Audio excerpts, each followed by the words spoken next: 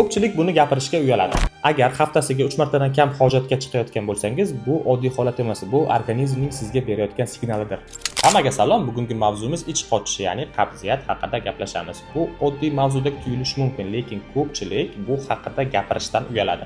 Agar ich kelishi haftasiga 3 martadan kam bo'lsa, hojatga chiqqaningizda qattiq qiynalsangiz yoki ich to'liq bo'shaganligini his qilmasangiz, bu qabziyat belgisi bo'lishi mumkin. Eng ko'p qabziyatni keltirib chiqaradigan holatlar kam suv ichish, ratsional kletchatka, ya'ni ovqatingiz tarkibidagi sabzavot mevalarning kam bo'lishi, kam harakat qilish va doimiy stress hisoblanadi.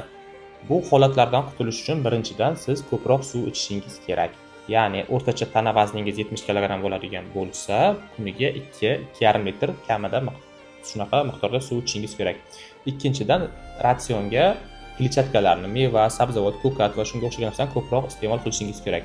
Uchinchidan ko'proq harakat qiling. Hech bo'lmasa oddiy piyoda yurish ham ichaklaringiz faoliyatini yaxshilaydi va qabziyatni oldini oladi.